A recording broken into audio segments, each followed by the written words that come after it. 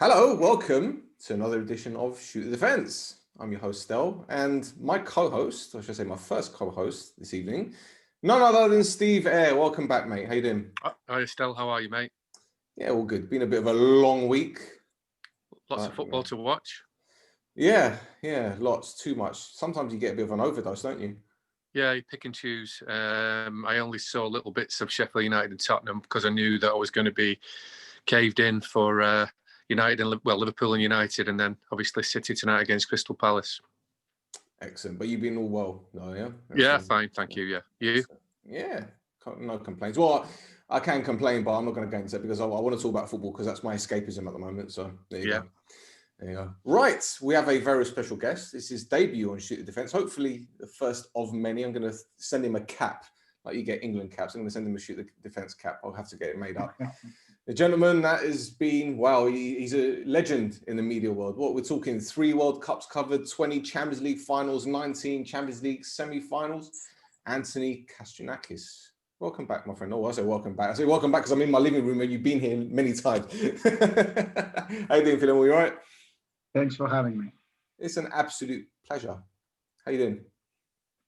Well, I'm a bit miffed at the most important game in English football, which was a bit of a fiasco in terms of the quality of football played by the team with the most championship titles in this country. When you park the bus in the Liverpool-Man United game, it's always a frustrating evening. Okay. Well, you've just done the segue for me. Have I? Yeah. You've done it straight. You're doing my job for me. I'm going to quit. Oh, we're supposed to talk about football, and with the greatest respect to Steve and Man City, when you talk about English football, you talk about Man United and Liverpool. I was born in Greece, and I can tell you that in the continent, it's like Barcelona, Real Madrid. So, Steve, I'm not provoking you or prodding you. No, I hope you appreciate that I'm saying the truth. It is not because I'm a Liverpool fan and you're a City fan. But anyway, I wanted to ask Steve what he thought of United's performance, and then I will give you my opinion. Is that okay, Stel? Go ahead, mate. Go ahead. With a coach's hat on, I thought it was excellent. I really do.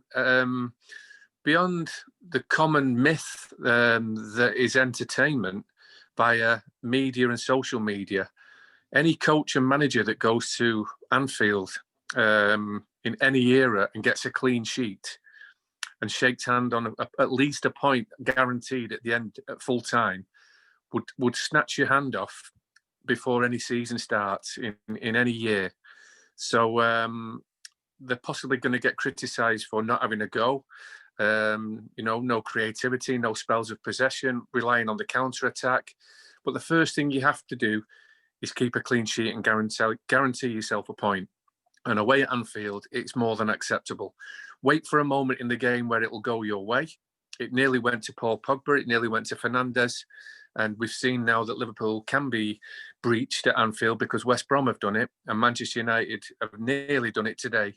But I think if they're going to be classed as title contenders, to go and look and assess the champions over 2 games in a season, if you can draw with them away from home and beat them at home in the head-to-heads, you're going to go close to being top of the league if you're doing that to the champions. So he's done part 1 of the job today. The harder job is to get the 3 points in the home game.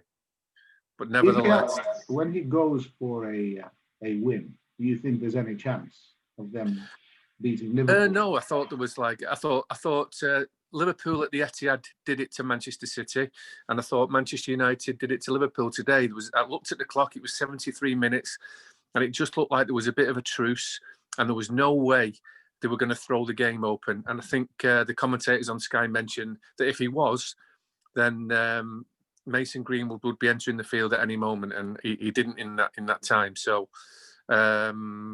it's easy for me to say that it was a good result for Manchester City as a supporter of City. I still think it was a good working performance for Manchester United. I think it was an excellent point, and I think Liverpool are more disappointed than Manchester United tonight. Of that, there is no doubt. But the point is, in order to win a title, you need to play football. You can't win a title. No, you don't have to. You don't have to play football. No. You don't have to. I know Manchester United have had 0-0s with City, Chelsea, Tottenham, but you don't have to play football for 42 games a season. Not 38, but yes, no, you're absolutely right. Not for 38 games, but yeah. If City had gone to Anfield and played like this, would you be happy? Well, City have got an appalling record at Anfield.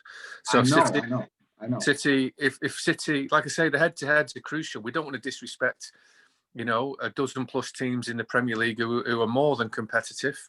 But you look at your rivals, your competitors, and if you can draw with a clean sheet your away game in the head-to-heads, it's certainly no disgrace. Manchester United will be quite smug tonight. They're not going to be doing cartwheels.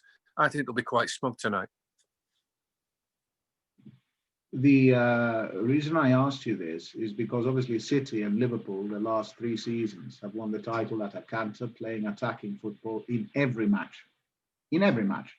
Neither your side nor Liverpool have ever played for a draw in the 95% of the matches that they play. And the only time they settle for a draw is, for example, if they're down to 10 men with 3 minutes left or it's injury time. But they always have a go.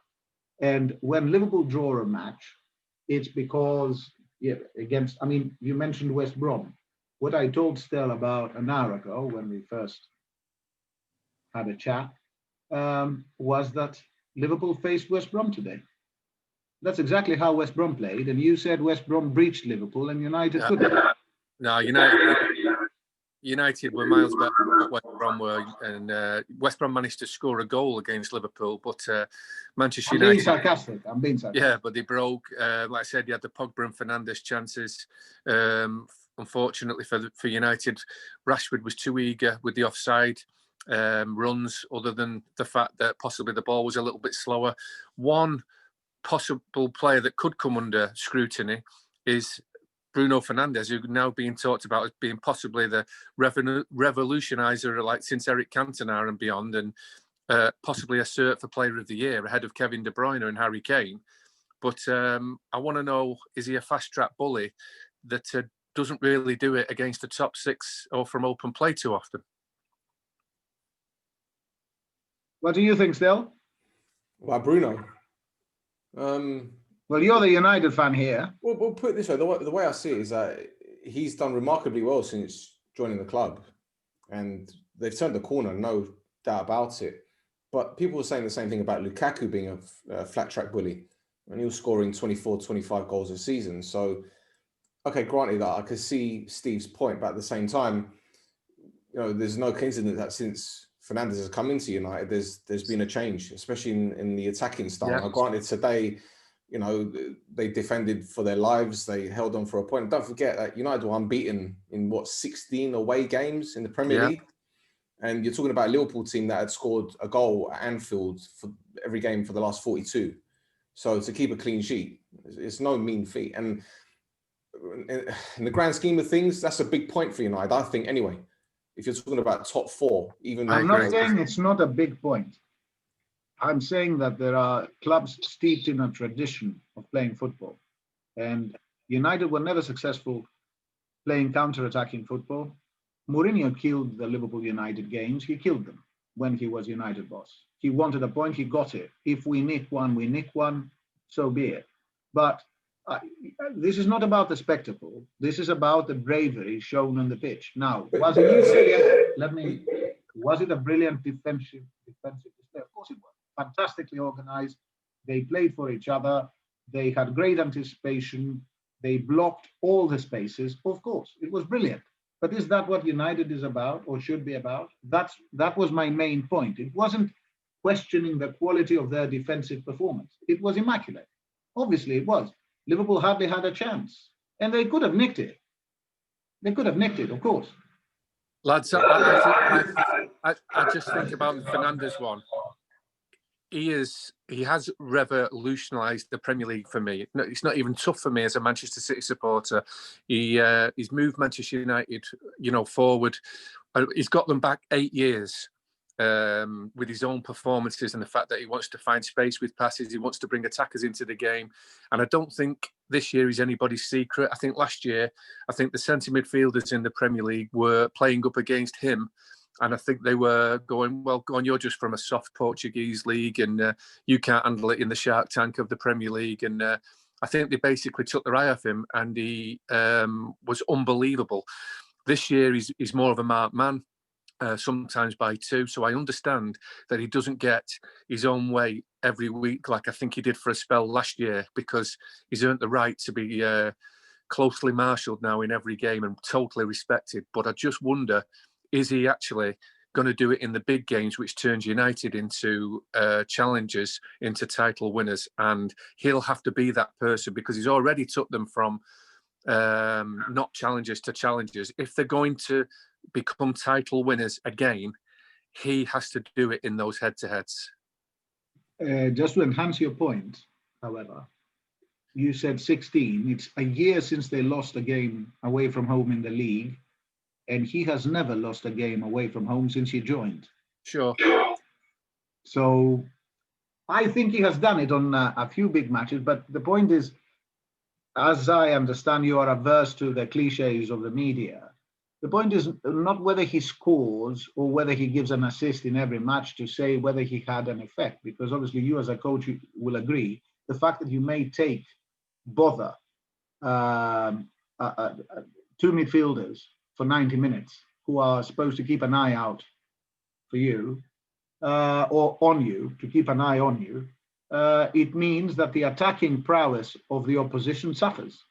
Yeah. So just by being there, he is affecting the game. Well, we saw that against Leeds United because it helped Scott McTominay have one of the best midfield performances of the season, because the fact that he was man-marked in the second centre circle for Manchester United in the number 10 position, he realised he wasn't getting any passes. So what he did do unselfishly, I have to respect, was make unbelievable runs forward, right and left into the channels. The man marker went with him and it just opened up the centre of the pitch for McTominay just to sprint through it with and without the ball and have the game of his life. So I have the utmost respect for him. I'm just suggesting that he's going to have more individual success in the head-to-head games if United are to win the title. Oh, absolutely. Of that, there is no doubt. He was very angry today because he underperformed, it's clear. But even in a performance that was not up to his, what the cliche would go as his usual standards, he still had the first United shot on target after 74 minutes from 20 yards, went straight at Alisson. And also the biggest chance, other than Pogba, 5 yards out. It fell to him. Yeah. It went straight at Alisson. Yeah, so even in a match where he was quiet, there's a point here that we're getting close to, but we're not actually shaking hands on here. I'm suggesting he will always have those opportunities, but he's going to have to take them if United are going to be first place, and he didn't again. You're absolutely right on that. And I'm quite relieved about that too, I have to say. He takes that chance. It's a very bad Sunday. Now it's just a bad Sunday. There you go. Well, look, I'm not going to ask the boring question, who's the happier manager, because that's probably been asked a million times this evening. But what I will say, going into this game, I'd have taken a point. And I know, Anthony, you said before that, if United tried to play football against Liverpool, Liverpool would have absolutely mullered them. And I agree with you. I agree with you. But what I will say, from a defensive standpoint, I've been very critical of United this season, especially Harry Maguire, especially Wan-Bissaka, who's always this last-ditch defender. And people say, oh, yeah, he's great at slide challenging and all that kind of stuff. But it's like Maldini said, if you're having to make these challenges, then you're not defending properly. Shaw owned Salah, and he didn't quite own Mane, but Firmino, he certainly kept a very tight leash on. Bissaka. But Shaw owned Salah today. It's very simple. That's why Liverpool didn't score. But what I did notice, and Steve, I'm sure you and many others, even Anthony, noticed that Luke Shaw and Harry Maguire were playing very close together. So it's almost as if they're making the pitch even more narrow and saying to Liverpool, okay, get the ball out wide, but the only thing you're going to do is pop it in the box and we'll deal with those crosses all day long. Yeah, and you have a mixture of Pogba on the wing, Rashford started through the middle but ended up on the wing, Martial on the wing. They've got to be respected for the work that they did running back towards their own goal, stopping the fullbacks of Liverpool. I don't believe Alexander-Arnold has reached anywhere near the form that he was in last year, but up for the same reasons I said about Fernandes. I think the pair of them, they were so respected today. They were almost defensively marked by world-class attacking players who were running with them and stopping them progressing.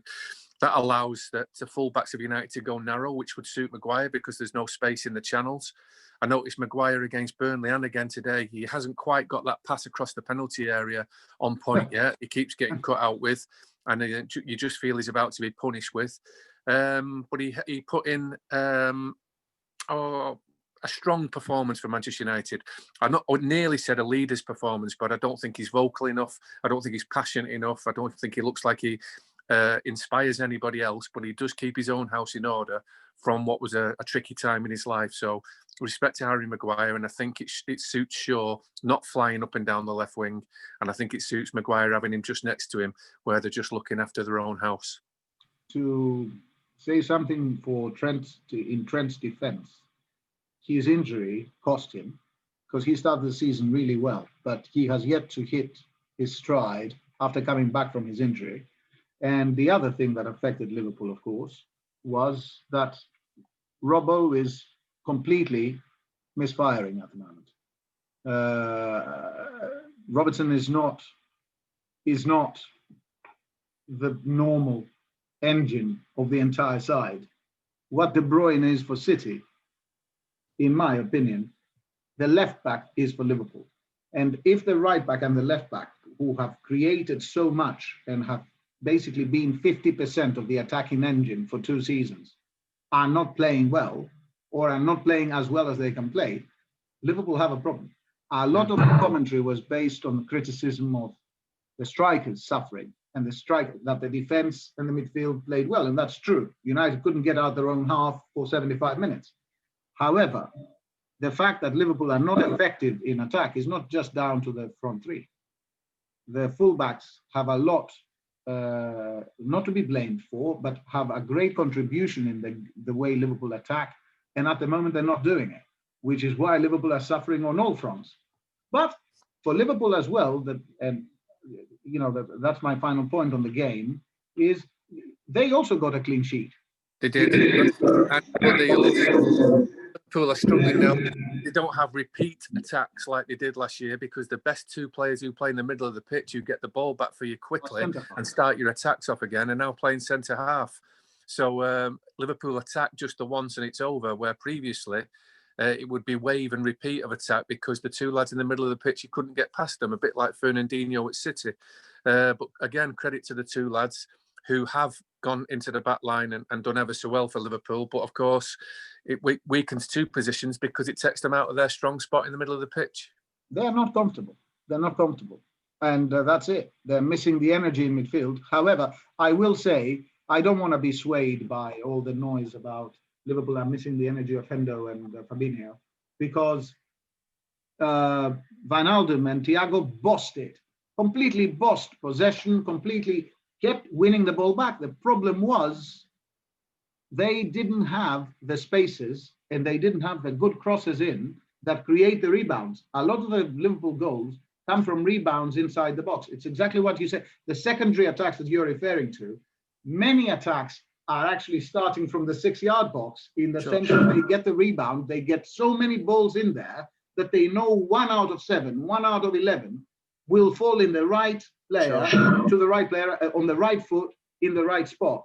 And it wasn't happening today. And that's down to what you were saying about Maguire. Because they were so narrow, Maguire was able to deal with all of this. And Lindelof as well. Lindelof had this fantastic intervention from that volleyed cross. The best action of Trent all evening, was when he was wide on the right inside the box and he volleyed it across the 6-yard box. And Lindelof, if you remember, intervened and they started a counter-attack and nearly scored. Went to Rashford down the left wing. And it was a very dangerous attack. But I agree with most of the points you make. The only thing I would say is I don't think Liverpool's problem is the midfield per se, because the midfield today was excellent. Thiago was brilliant, apart from two misplaced passes, but the vast majority of what he did was... In fact, I'm amazed that you didn't sign him, because he was one of the first signings of Guardiola at Bayern. Yeah. The key signing, and the signing that actually damaged Barcelona more than any other signing, was that he snatched Thiago from Barcelona when he was about to succeed Xavi for just 18 million euros, because that's the get-out clause. So I was amazed we were allowed to get him. I thought City would go in big guns to get him. He's a phenomenal footballer, but again, another one who's still to hit his full stride because of injury. Yeah. It's what you were telling me before the podcast, that because of injuries, we are having the same problems that you did last season at City. And we cannot gain the same momentum that we've had over the last couple of seasons. And that's basically it. Yeah, fine. Splendid. Well, Rodri's joined us. How you doing, Rod? I mean, you all right? Yeah, how you feeling? Yeah, I'm good. Yeah, all right. Yeah? Yeah. Do you collect pillows or something? Nah, this is this is me big massive beanbag. So pillow fights. Just invite people around and hit them with cushions and all that. You can never have too many cushions. You like to be comfy, don't you? No, fair enough. Well, Princess and the Pea, eh? Look at this guy. Yeah, I know it's a mattress, but we just talked about the derby, mate. What did you make? What did you make of United? What, Liverpool? Well, yeah. Well, which other United were playing today? Oh, Sheffield United. Should we talk about that? No, when you said derby, I ultimately think City and United. But yeah, same old. You know, they're going to come out the traps. I don't know what Micah Richards was going about at half time, because if you leave yourself open or come out at Anfield, that's always been the norm for the last 30 years. You know, you keep it tight first 15, 20 minutes, usually because of the Anfield crowd, but there was no Anfield crowd, but still, 10, 11 days off. They'll be nice and fresh, so they're always going to fly out the traps, but, without really creating anything. And then United really got into it after about 30 minutes. Then they kind of had the best chances, really, in the second half, and should have really got the 3 points. But, we didn't get beat. We still stay above them. But, it's people have been talking about United, Liverpool, and then City are just coming up under the radar and just by far the best team in the league at this moment in time. So the way they're playing. Okay. Well, Steve, let's talk about City then. Pammed Crystal Palace 4-0. Was that 9 games unbeaten now for Pep Guardiola? 5 wins in a row. Crikey, I think Stones and Diaz have played 10 games and they've only conceded 1 goal together. Those two are an absolute phenomenal pairing at this moment in time. And I'll tell you this for now, I called it maybe 2 seasons ago when Diaz was at Benfica. I says, look, this kid is going to be something special. At 23 years old, he's got, I'm going to say it, sod it. We've been saying that City lacked that leadership since Company left. I think he's your next Company from a leadership perspective. He's talking, he's commanding, he's even on nickname basis with the players. I mean, he's been there for what, a couple of months, few months? Yeah, Stel, once you get a football team, obviously the manager gets a hell of a lot of praise.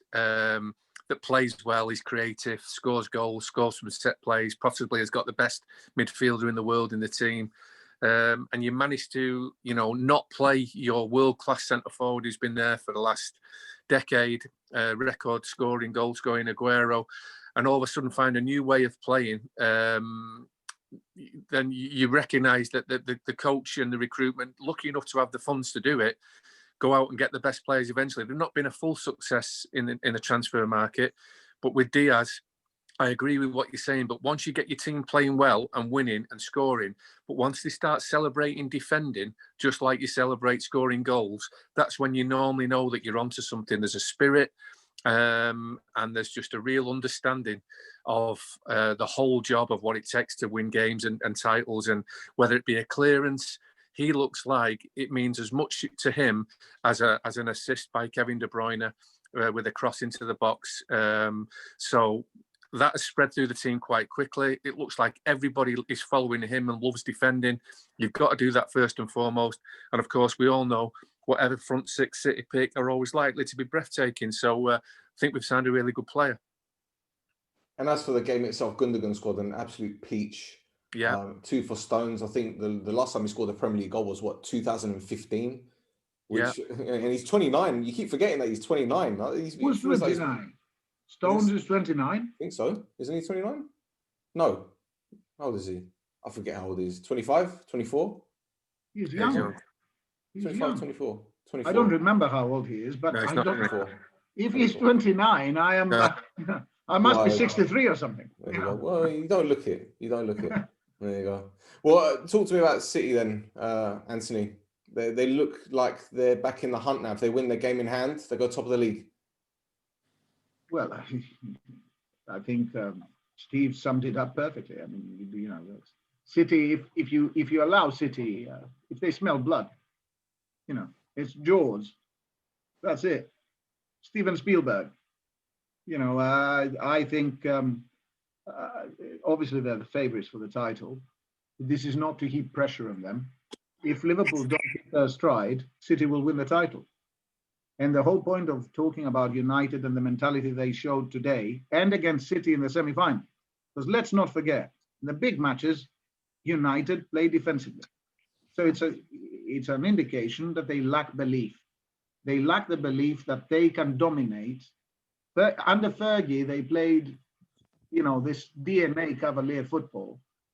Of course, there were occasions where Fergie parked the bus, like the semi-final at the Nou Camp in 2008, the Champions League semi-final. He got the 0-0, Scholes scored from 30 yards, Barcelona couldn't find a goal at Old Trafford, and that was it. You won the European Cup. But that was only in certain moments in United's history and very few matches. Here, there seems to be a mentality, and it's reflected in Solskjaer's words, because he said after the match today that we've come a long way in the last year, but even longer in the last 6 months. But what does that mean? This is Manchester United, the biggest club in England, not the greatest mind, the biggest. So, you know, there has to be a point where you say United are back to the same, you know, style of football, and they're not. Whereas City play winning football every match. And that's why, regardless of whether you like it, you know, whether you think every foul they commit inside the opposition's half and many times inside the opposition's box is given or not, regardless of that, City play to win. And you know, the only other side in the country that do it with the same consistency as Liverpool, they're not doing it this season. So by definition, you know, with the exception of Leicester, that I'm not discarding, because Leicester is a phenomenal side, but I agree with Mourinho, even though they're not in the title race, Villa play the best football in England at the moment, the best quality of football. But in terms of winning football, City, by default. Well, Steve made a point about Sergio Aguero not playing. Do you think that City are going to go splash the cash in the summer to bring in a centre forward?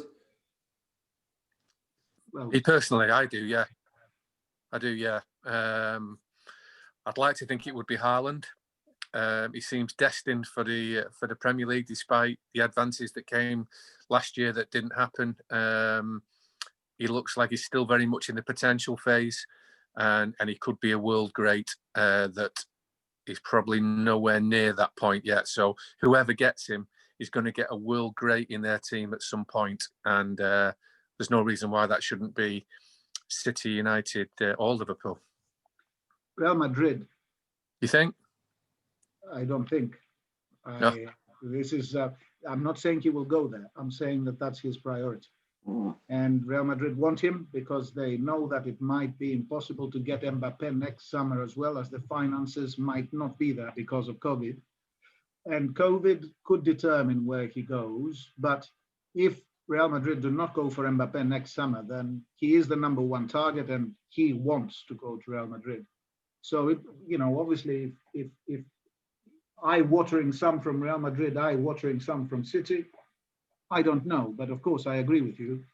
If they sign him, obviously the only winner in this, apart from the team that gets him, is Borussia Dortmund. But I agree with you. He is the player to get for City. Just like Werner was the perfect player for Chelsea, even though he's not yet the Werner we knew in Germany. Haaland might need a few months of adjustment to English football, but I think he would be fantastic, yes, if they can overcome the Real Madrid temptation and convince him to come here. There you go, exclusives. No, it's not exclusive. It's well known in Spain. Been all over the front pages for months now. You know, I'm not telling you anything that any well-informed fan wouldn't know of international football, I mean. Fair enough. Rod, let's talk about Spurs. Good victory at Sheffield United. I know people are going to say, well, Sheffield United, 11 points from safety, so it's not really a good victory. But given Spurs' season so far, it's been a bit topsy-turvy, hasn't it? So good win, especially after drawing midweek against Fulham. Yeah, it was a difficult game against Fulham, and to go to Sheffield United, which is equally difficult. They're where they are in the league, but they've still had a couple of good results. I know they were in the cup, but you got to build on that. And Tottenham have gone there, gone professional, and got a good result. A very easy win, really, but yeah, it's still a good result in the end. Did you think Sheffield United might make a comeback when they pulled it back to 2-1? Spurs have been a bit iffy second half of the season. Yes, but on the other hand, Tottenham have got that extra level. They could just up at a level, and that's what they did. They got the third goal and just basically seen the game out. But no, to answer your question, no, I didn't. I think Tottenham have got that extra level, and they showed that. Excellent. Antony, I know you watch Ligue 1. What do you make of Ndombele at Spurs so far? Because I know he struggled last season, but it's almost as if he's a completely different player now. He's Mourinho's favourite player, isn't he? By the way, I hate to be repetitive, but Tottenham have the same problem. What you said about the second half, the team with the fewest shots in the second half. About a couple of weeks ago, 3 weeks ago, the statistic was damning.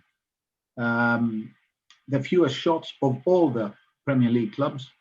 And of course, they have suffered from that. They have suffered from basically the counter-attacking approach. I'm not saying that they cannot be challengers, Tottenham, but if you remember, they went to Anfield. Unlike United, they couldn't sustain it for 90 minutes, the onslaught, and they lost. And they lost again the following week. And it's an issue of mentality. And that's why I spoke at length about United. Not because I want United to start winning again, but because I find it strange that they're top of the league and they play cat and mouse football. Whereas City, if they were top of the league, they would have gone there to win, for example. And the Tottenham have the same. And the thing is, this counter-attacking thing started with Mourinho at United, and he's taking it to Tottenham now. And I'm not saying that he cannot win with that. Maybe he will beat City in the League Cup. Maybe he will win the FA Cup. But I don't think he can win the league because of the mentality.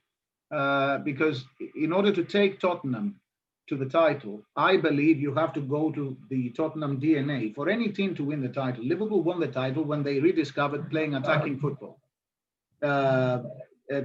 United will win the title when they rediscover playing attacking football. And Tottenham, who traditionally play attacking football, they can't just suddenly become what Chelsea did under Mourinho, for example, a counter-attacking side and win the title. That's my opinion. I may be completely wrong, but I'm telling you how I feel about it. And what history shows us in the Premier League. I don't remember a counter-attacking side ever winning. Chelsea deployed it a few times under Mourinho, but if you remember, there were occasions where he would make 3 substitutions after 40 minutes and throw 2 strikers and an attacking midfielder on to change a match. So it wasn't as if it was, a set style of play. Whereas at Tottenham, it is. Okay. They're a counter-attacking team. Under Jose, yeah. Yeah, under Jose, yeah.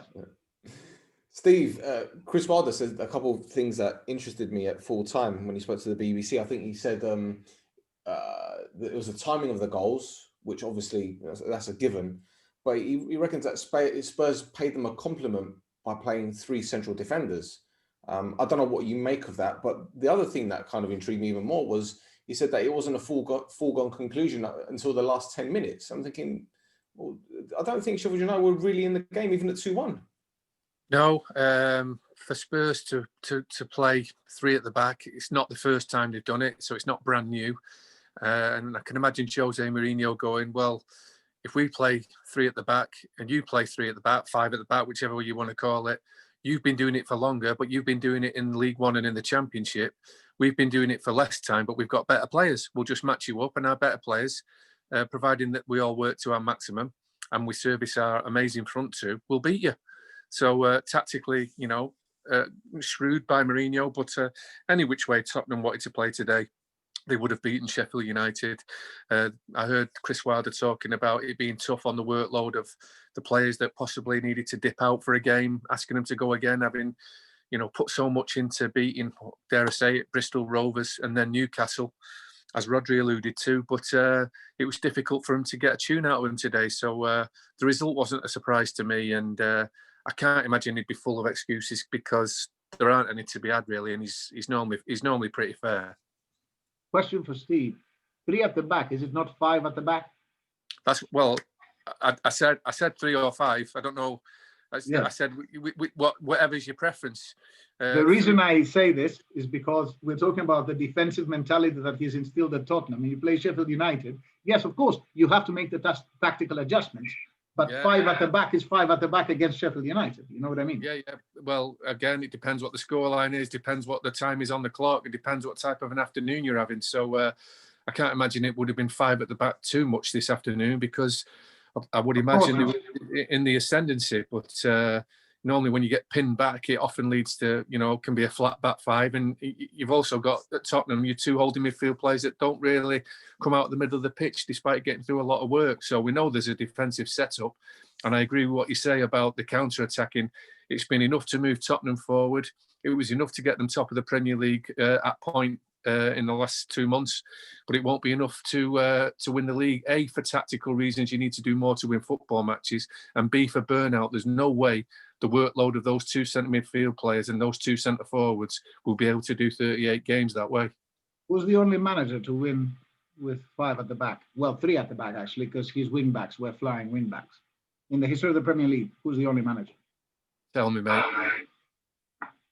You tell me. Antonio Conte with Chelsea, first season. Yeah. Which was actually the season that by any stretch, as a measure of who the best manager is, of all the big names in world football. I believe only Ancelotti was missing from the Premier League. It was the first season of Pep at City. And of course, Klopp, first full season at Liverpool. And basically he switched it after 2 matches. I remember I was at Cobham, and they had basically drawn or lost the first match, and he hadn't played the first 2 matches. They drew, and he hadn't played 3 at the back. So I asked him about 3 at the back, and he said, well, you have to adjust to what the players you've got. The following Saturday, but he was laughing though, because he knew why I was asking him, because he was playing 3-5-2 at Juventus, and he was obviously very, very successful with them. But there's a difference between a 5-3-2 and a 3-5-2 if effectively you always have 5 in midfield. Whereas at Tottenham, when you have a 5, you never quite know if that 5 is a 3 or a 5, if you understand what I'm trying to put up. So only one manager has won with 3 centre halves. Okay. And that was better. Excellent. Rod, another defeat for Leeds. That's 3 on the bounce, man. 3-0 against Crawley, 3-0 against Spurs. They lost against Brighton. It was more like Bielsa ball against beach ball, wasn't it? But listen, Potter, it's almost as if Brighton dictated the tempo, didn't they? Yeah, it was a very, very, very good goal. So it was a very good goal to win a game. Great passing, great movement. A bit like the Arsenal goal in midweek. Very good passing goal, and as a deserve a winning goal. But yeah, Leeds are in a bit of a wet patch in a minute, and Brighton, they're a funny team because sometimes they look really, really poor, but yesterday they looked really good, and like I said before, with a really good goal. So yeah, Leeds need to because they're on the wrong way to they don't want to get really involved in a relegation scrap. I don't think they will, but they need to turn around win rate because it's not going well at the moment. And like I say, the last thing they want to do is get in a relegation battle. You're right, mate. And Steve, this time Bielsa's actually admitted that he's worried about their winless start to the season, and I can see why. We've spoken at great length about their defensive deficiencies, but again, it was there to see. And Kastrinakis played as well in goal. Someone I thought would never play, especially with the Crawley. Yeah, the young goalkeeper had COVID, I think, didn't he? It was those big, wide open spaces again, which Brighton and Albion play that way anyway, certainly in the home games. And not too often away from home do they have those same spaces that they try and create at home. But against Leeds United, they make big open spaces for themselves. They run around like, I'm not going to say madmen, but that would be unfair because I think it's fairly controlled. But the big open space is very much boom or bust, hit, miss, or maybe. And yesterday you saw that Leeds were leaving the open spaces for the opposition, and Brighton had better footballers.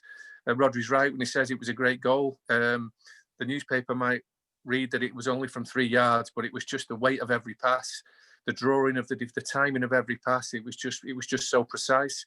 And yeah, he had a walk in to finish, but it was a lovely team goal and a shutout from there. You were making a lot of credibility noises about Ben White in the midfield for Brighton still, but I was immediately put off with the short sleeve shirt and the gloves, tiptoeing around. But he did have a good game, but he doesn't get the full marks from me because of his appearance.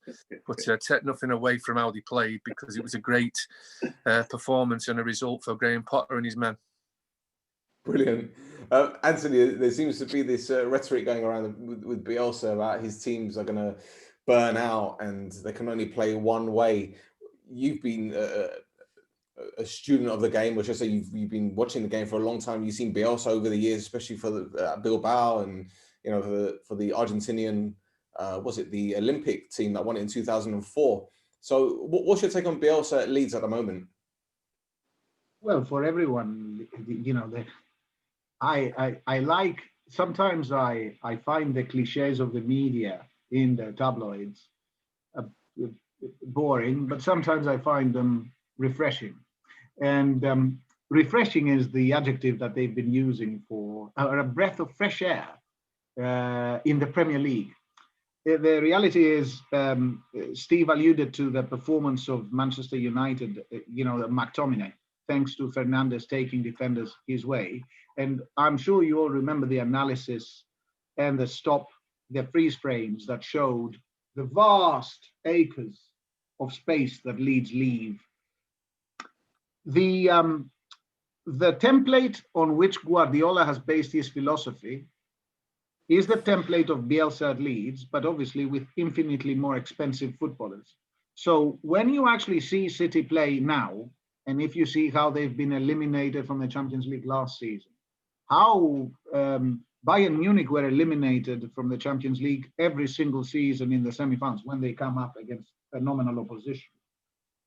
Leeds will always be caught by the ball over the top or the ball through.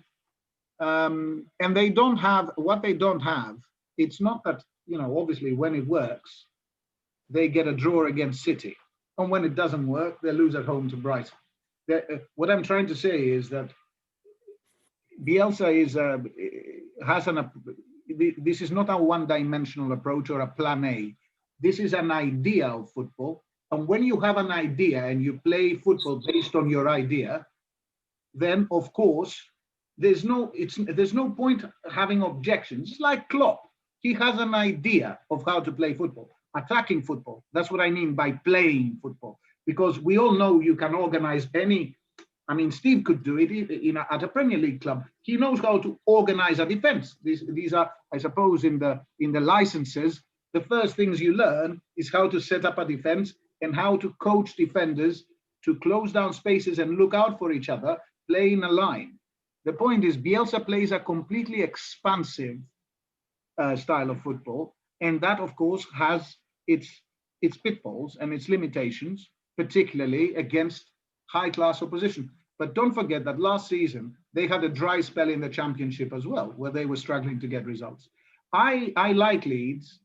Of course, he could modify the way he approaches the game, but I'm sure as one of the wise men of football, he knows that if he makes adjustments of a defensive nature, he abandons his philosophy. And that may be his downfall, in the sense that Leeds will not be in the Champions League, or they will not finish 8th. They'll finish 12th or 14th, but they will still be great to watch, particularly when they play against sides of their caliber. Do you mind if we spoke about it last week at the Crawley game, me, Rhodri and Stel, and I saw it again yesterday though. I mean, there's no direct route map that you go from the back to the middle to the front, through the lines, in between the lines, you know, all these coaching words, buzzwords that have been mentioned these days, but more often than not, you try and overload the middle of the pitch. You combine with a few passes and you attack towards the penalty area of the team's goal. That's what the best teams do. Let's say Kevin De Bruyne as the elite midfielder. I'm not even a Leeds United fan, but I am sick of seeing this right centre half and right back, as it was yesterday, Ayling, and last week it was Phillips, smack a 75-yard vanity pass over to the left wing. And by the way, it gets there. It's absolutely perfect and it brings itself down. But the amount of time that ball is in the air for it to land on somebody's foot, for him to bring it down, then take a touch, and then have another couple of touches to try and commit a defender. 10 Brighton defenders are back defending the penalty area, and a centre-forward is never going to score a goal. And I saw it last week against Crawley, and I criticised that was the route map to try and win the game. And then I'm seeing Ayling do it yesterday. It was a vanity pass. I go, great ball, as soon as it leaves his foot. But I am bored of it after 4 or 5, because it's just a set way of playing that Brighton sussed out easy. And they got numbers back, defended the goal and kept the clean sheet. I don't think it's rocket science. Well, Leeds at their best, only one sentence, is when they press, win the ball inside the opposition half, and have 5 in the box available options for passes. That's when they are at their best. When they're trying to build from the back, they always struggle, particularly because of their system, where they've pushed everyone forward. So if they lose the ball, they're exposed. And that's what's been happening. Yep. Their pressing has suffered in recent weeks, and that's what has happened to them. I could forgive it if it was Ronald Koeman. If it was Ronald Koeman and not Luke Ayling or Calvin Phillips. But, you know, it's like 100 foot in the air and then drops down, and that left winger must be thinking, oh, I think everyone who's played football has received one of them. You're thinking, oh, what a ball. I better not mess my touch up here. He's stuck right on the touchline. It might be a great ball in terms of technique, but it's just so easy to defend against as a team. I agree. And I think the problem has been precisely that they have tried to build from the back and play from the back, instead of trying to pin the opposition inside their own half, inside their own 18-yard box, if possible, and steal the ball and score goals. That's what they did well at the start of the season, and that's what worked. Keep an eye on that right-footed diagonal from right to left and come back. Oh, I've seen it. I know exactly what you're talking about. I think it goes back to what people have been saying about Bielsa, how he's very set in his ways and he's not going to change. But as you guys say, it's quite predictable. So something has to give, no? I think so. And, well, if he's admitting it, he's a little bit worried now. We were worried for him a month ago. He doesn't care for our feelings, but we saw this coming. So I'm sure millions of others have. And, you know, I'm convinced they're going to be in the bottom 6 at some point, and then we'll see if they're going to be as wide open as they are then. And all of a sudden, you say, hey, lads, a clean sheet and a good point will do us here today. Let's collect something. The problem is, it's not in his mentality. Sorry to interrupt. We'll see. Please carry on. We'll see. If he's not been in the bottom he's not been in the bottom 4, 5, 6 of the Premier League though yet. But I understand and I respect that, and I trust that. I actually believe that too. But that bottom 6 of that Premier League can do all sorts to you, and playing your way out of it the way he's trying, it's only going one way. There is another thing to be said here. For 2 years, he's been chasing promotion. So basically, attacking football is the way to achieve that. And therefore, any bad results, any dry spells, any rough patches, you overcome because you say we have a target. Now, the target is different. Target should be survival, but they started so well. They had such a healthy tally of points, 10 matches into the season, that maybe they got carried away with it. And I think the solution is to implement the things they were doing well at the start of the season, more than basically closing things down. Pressing better is the solution for Leeds. And maybe they're tired. Maybe tiredness has something to do with it, energy levels.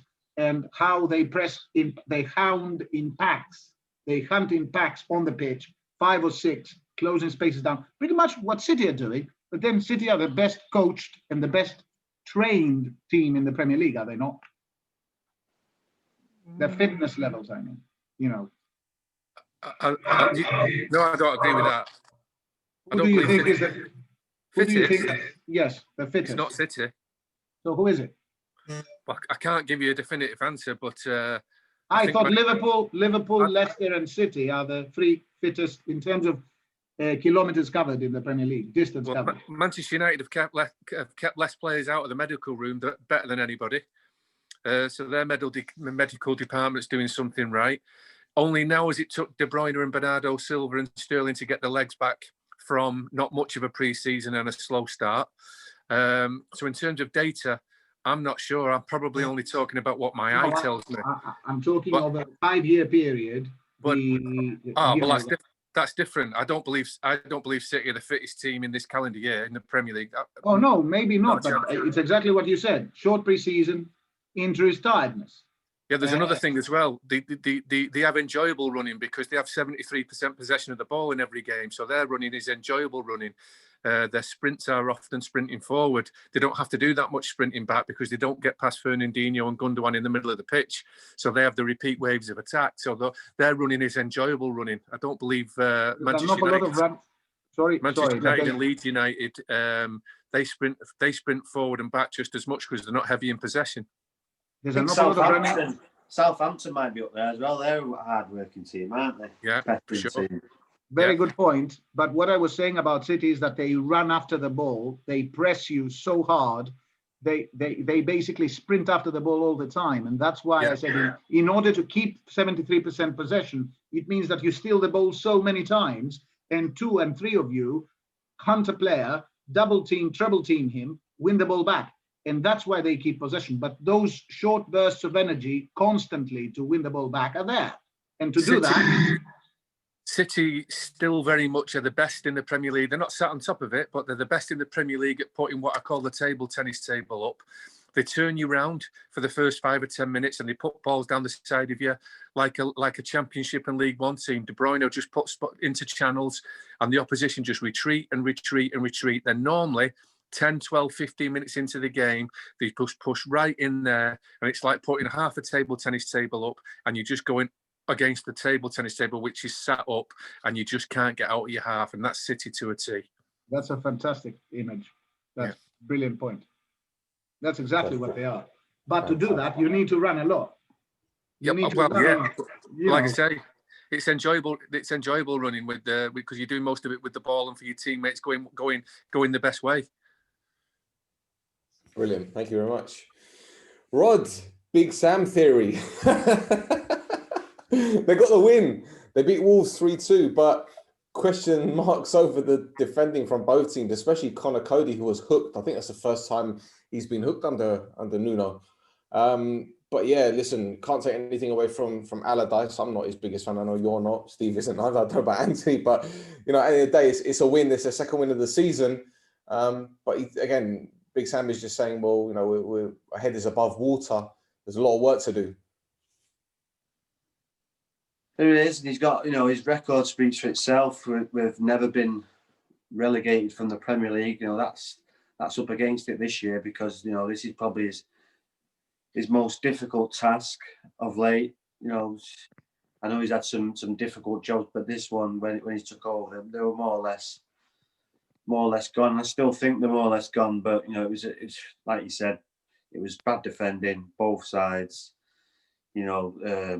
I watched this game. I watched it all 90 minutes of it. And, for Wolves to go 2-1 up at half time, you'd expect them to press on and then to go on and win the game. But you've got to give credit to West Brom. They're down there, they're fighting. And you see it at the end of the game. All the players have got good team spirit. So, that'll take you a long way if all your players are together and showing that team spirit when you win a game after the game on the pitch, and you could see it. And, like I say, that goes a long way, from if players are not together. So, yeah, it was a good win and, it gives them a fighting chance, I suppose, but I still think that it's too much for them. But like I said, it gives them a fighting chance.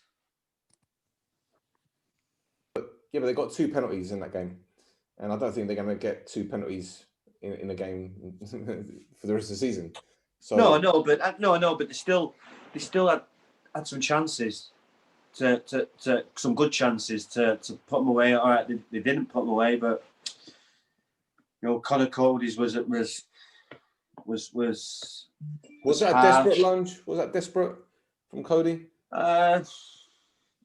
Just unlucky, really. Just when it's at speed like that, it's a little move, a little. He knows. He would have known he made a mistake, but it's just small margins at the Premier League, and the first one was a stonewall. But you still got to get in there and put pressure on the defenders, and that's what they did. And like I say, when you're down there and you're fighting for them all them points, you take anything. So 2 penalties, they'll take it, and 3 points, and a derby. If the crowd had been there, it would have been buzzing in there. So, but like I say, it gives them a fighting chance. Yeah, and Steve, it's almost as if Wolves' luck is slowly running out, isn't it? And you can see the frustration on the players, that the body language. Saiss was kicking the ball away, remonstrating with the referee a lot. As I mentioned before, Connor Cody had a bad game. Things aren't going their way, and I don't know if I've asked you this before, but this is quite reminiscent of Arsenal when they had the Eduardo injury with Jimenez and Wolves. It's almost as if it's affected the whole squad. I can imagine, definitely as a popular teammate, but I think obviously the biggest void is his talent and his goals. Put that with Jota as well. We mentioned earlier, as well as getting in front in games and staying in front, which is always ideal, these lads are talented enough to stay on the ball and press from the front and, link with each other. That's defending in itself, because you're keeping the game in the other team's half. So if you all of a sudden you've got 2, they're not world class, but elite Premier League forwards, one obviously gone to Liverpool and one, the club's talisman, is taking out your team. It affects everybody. We've seen it. So whether that be in possession or just a character or of course the numbers, they're scoring goals. So yeah, it's not a malaise all over the place, but the mood was probably set by the manager. When he had to go at Lee Mason, the referee, everyone, well, he's a lovely guy, this Wolves guy. Well, they're all good when they're winning. And it just shows you, he's a genius, this Wolves guy. But you need good players. You don't see too many geniuses in the mid-table and bottom of the Premier League. So the best players turn these managers into geniuses. And when they're not in the team, or for whatever reason, the managers, despite his high recognition that we've got for him, in high regard, without your best players, you're a less of a manager, no matter who you are. Yeah, and Antony, I guess it shows how much of a loss Jota is for Wolves. Well, you take the 2 best players. In fact, I was going to ask Steve if he thought that before his injury, Jimenez might have been a target for City, because he has the quality to play at any big side. I suppose he's not the style of City necessarily, but any striker who can score 20, 25 goals in the Premier League with his head and shots from outside the box, inside the box, would interest all the big teams. It's down to exactly what Steve said. If you take the 2 best players out, and okay, you take one out in pre-season, you take the best player out, where are the goals going to come from? I was very, very optimistic about Liverpool when they beat Wolves, that I consider an excellent football team, 4-0. And yet Liverpool have hardly scored since, if you see what I mean. I think they have an excellent manager who's having to deal with an awful lot of problems, because Wolves do not have the luxury of 7 world-class players. They have 2, and they're both out.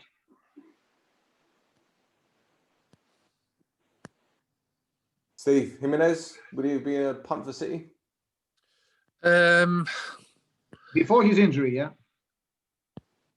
Just short. I'm being greedy. There's no snobbery coming from me here, but like the Jota one was a little bit of a shock, despite his talent, that he went to Liverpool.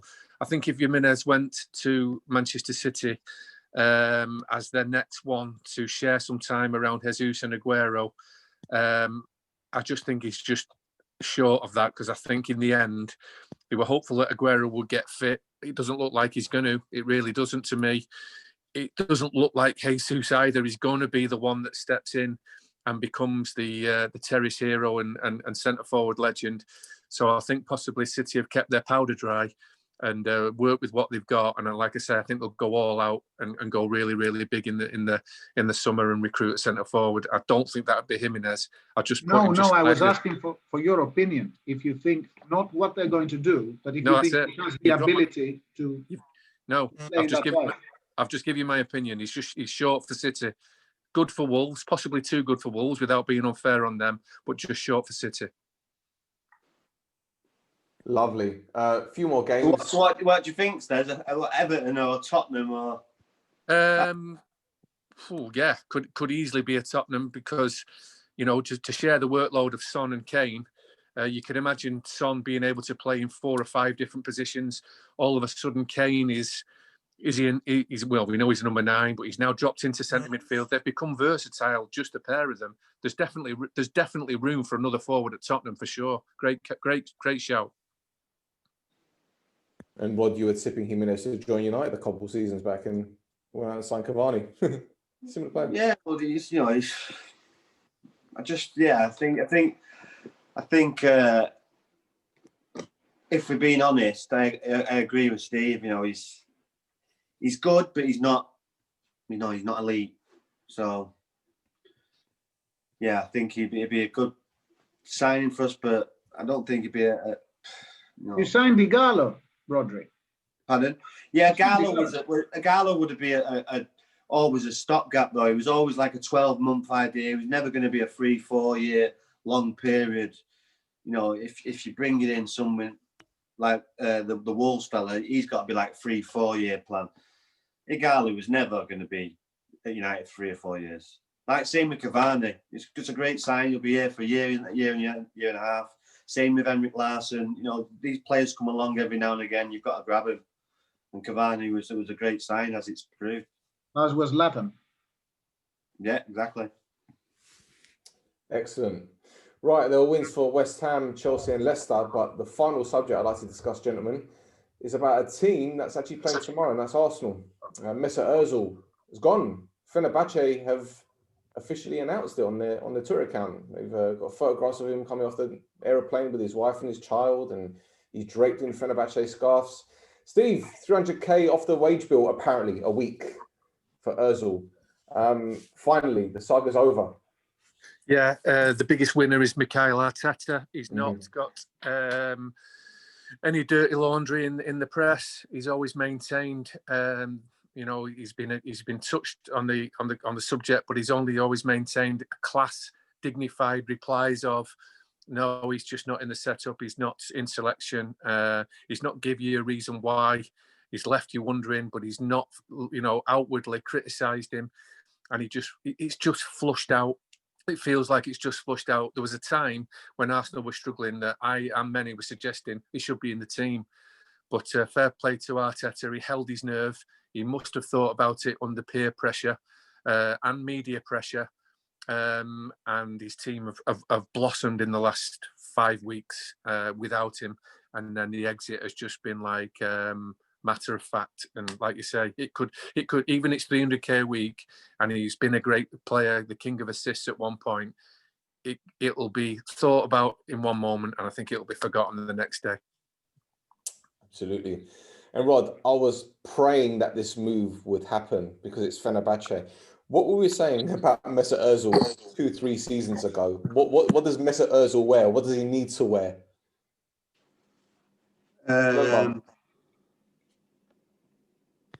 High-vis jacket.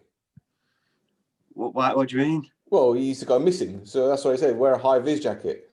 Yeah, he does go missing, but when he's on form and he's playing, he's a good player.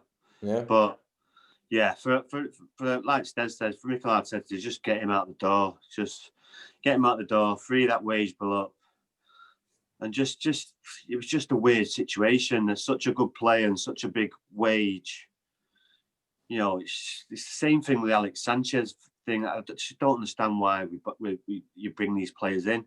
Well, I can understand why they brought Ozil in because he come from Real Madrid and he was on fire when he come in and he was a good player. But yeah, the way it turned, it's just a weird situation, and just probably Mikel Arteta is glad it's all over now, to be honest.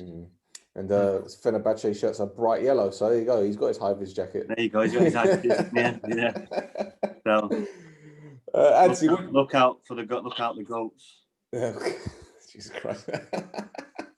Antony, what do you make of this whole Ozil situation? Because you're not on social media, you're not on Twitter, but you've got Arsenal fans that wanted to keep Mesut Ozil for whatever reason they had, and you've got Arsenal fans that are saying, well, massive wages, his attitude is rubbish, he's got no interest in the club, he's got more interest in his social media and his esports team. I'm sure there are many Arsenal fans, even Arteta, as Steve said, they're actually glad that he's finally out the door. For me, I never understood all that fuss and all the hype. I had a call from the king of the German press a couple of weeks ago, who asked me my opinion on Ozil. And I told him, a total disgrace. He said, that's exactly my opinion. I always thought he was overrated, he said to me, and I had to hear all the German, and we are talking about a complete legend. I'm not going to mention his name, but the greatest German journalist of the last 30 years, football journalist, who has seen it all. 300 grand a week to go missing. And it wasn't just that he went missing. I'm not an Arsenal fan, but I covered Arsenal for many years, and including after his arrival. The reason he came in for 50 million euros, 42 million pounds. Real Madrid had bought him for 12 million euros. So Arsenal paid four plus times what Real Madrid had paid only a couple of years after he joined them. And his original wages were about 180, but it doesn't matter, they're obscene wages anyway. But to give him 300 grand a week for what? He had shown that he doesn't run, that there always are players short when it comes to pressing, that they're always exposed. Yes, good player. At Real Madrid, he was on it. He was switched on. He was sprinting left, right, and center. At Arsenal, he was coasting. And he was picking up, and not only was he coasting, they gave him their biggest contract in their history. The same calamity that United suffered with Alexis Sanchez, Arsenal suffered with Ozil. And you know why he came in? To keep Gazidis back then in a job, because they had to make a marquee signing. They didn't need him. And they paid a massive price that runs into the tens and tens of millions. Over 100 million pounds, probably. 15 million a year for the last 3 years, 45 million, 3.5 years. 45 million only on his wages, plus 42 to sign him, that's 87. Plus the wages until his second contract, it's over 100 million. They wasted 100 million on Ozil. That's my opinion. And good riddance. So, is this the final club of Ozil's career? Fenerbahce, he's obviously got the Turkish heritage. Is he going to set the Turkish league on fire? Well, he's certainly going to ignite passions. And of course, I'm sure there are thousands at the airport for his arrival and his presentation. COVID will go out the window. Don't forget, he is extremely popular in Turkey, despite being a German international. He's an idol. So great for him. Pampered here, pampered there, even more so. Whether he will turn it on the pitch remains to be seen. I hope he does. I'm not saying he's not a great talent. What Steve said is correct.